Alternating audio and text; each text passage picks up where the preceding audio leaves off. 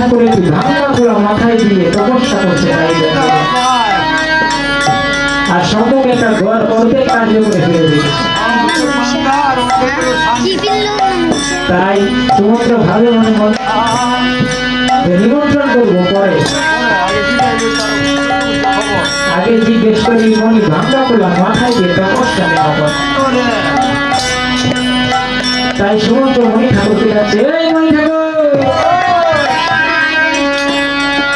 মণি ঠাকুর বলছে, তুই আমার তপস্যা বন্ধ করবি।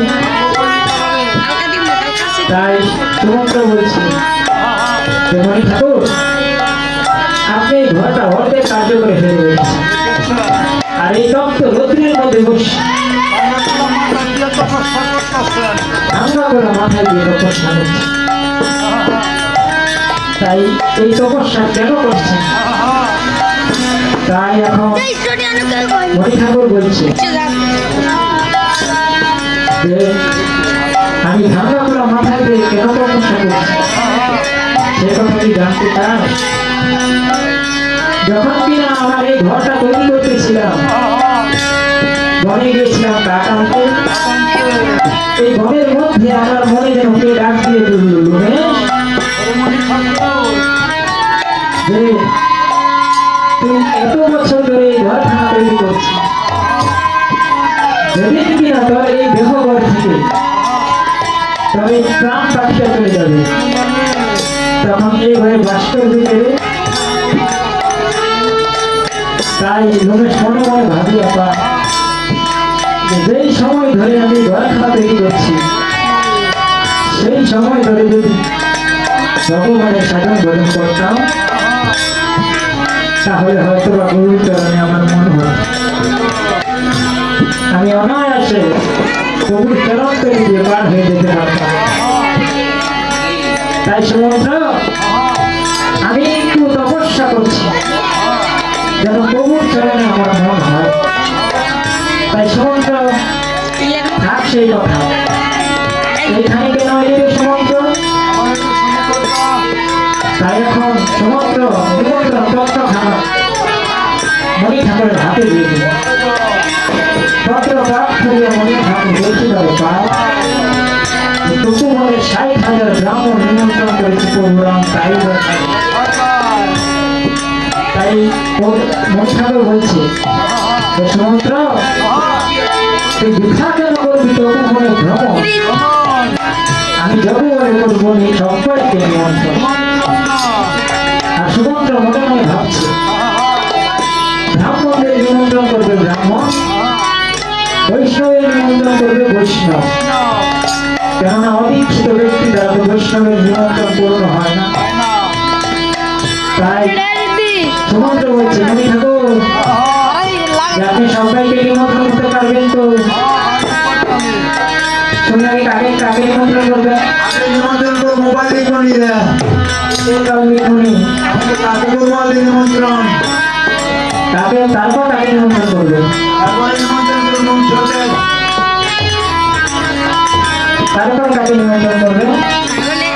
তাই মণি ঠাকুর বলছে, সমুদ্র তুই কোনো চিন্তা করিস না, আমি সবাইকে নিমন্ত্রণ করবো।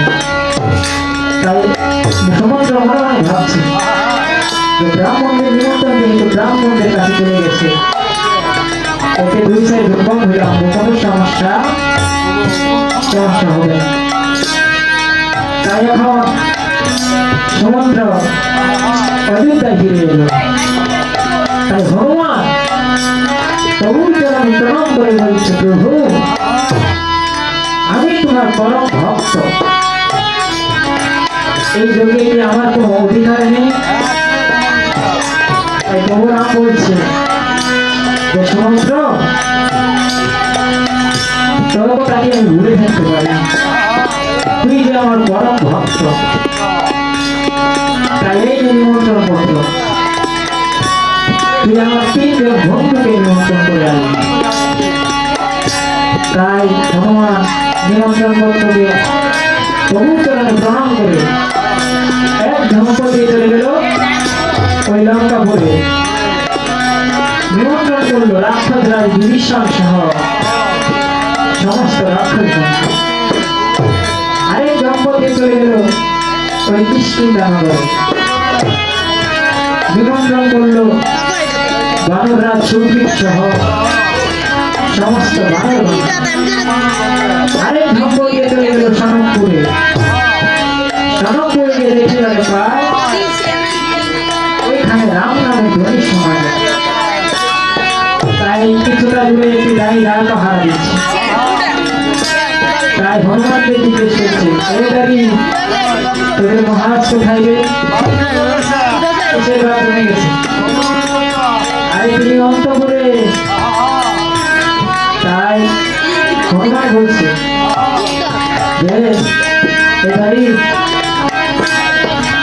তুমি এক কাজ করো, তুমি গিয়ে বলবে যে অযোধ্যা থেকে হনুমান এসেছে। কিসের হিন্না? আরে হনুমান এসেছে। তাই গাড়ি বলছে যে হনুমান আমি তো চলে যাবো, আমার দ্বার পাহারা দিবে কে? তো তুমি পাহারা দিতে পারবে তো?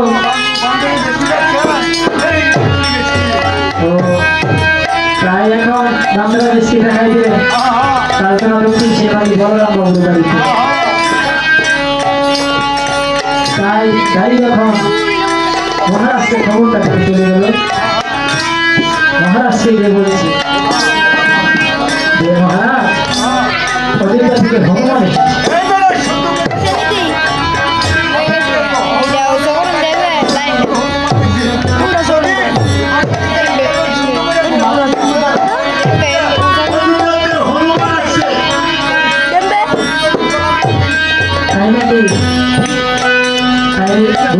বলছে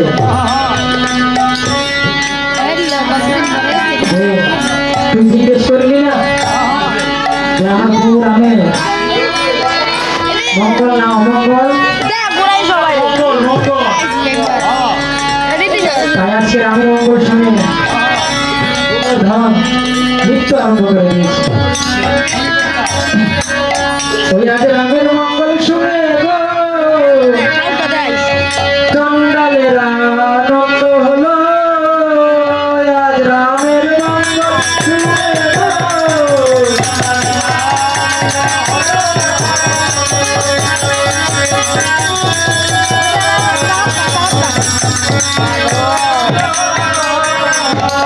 প্রথম নাচিতে এলো গোবর্ধনের রানী হে।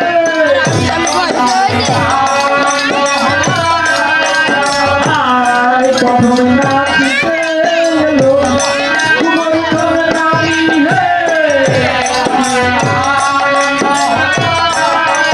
ওরে এবার থেকে দেহি হলো কমলা সুন্দরী গো।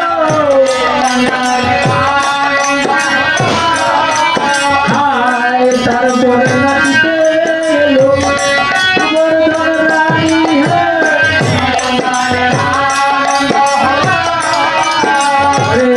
তারপরে নাচিতে এলো গোবর্ধন খুড়ি হে।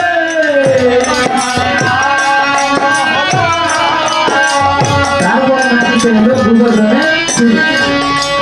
আর গোবর্ধনের খুড়ি আমার ভক্ত সবার জন্য রয়েছে তো এখান থেকে মুড়ি দিদি লাগবো না। তাই ভক্তকে খালি করে থাকবো, তাই মুড়ি মাছ দিয়ে যাবে। মুড়ি মাছতে লাগে ধন্যবাদ, তেজপাতা, হসপাতা, বড় হসপাতা, ইটো আদা কথা তো একটু কেরাসিন দিলে মুড়িটা এত স্বাদ হয়ে পড়ার মতো না। কেরাসিনটা সারা জীবন শরীরে আসছে, সরিষার তেল দিয়ে মুড়ি মাছ আর উঠে কিনা খাওয়াচ্ছে কেরাসিন তেল দিয়ে। মা মেহমান থাকলে ধস বুঝলেন, দুটো কেরাসিন মুড়ি খাওয়াই দিলে মেহমান মনে করেন তাড়াতাড়ি যাইব, বলে আমি খাওয়ার সুবিধা নাই।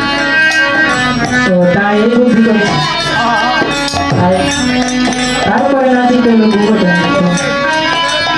আর গোবর্ধনকে ওই হনুমানের সাথে যে করে প্রেমালিঙ্গ।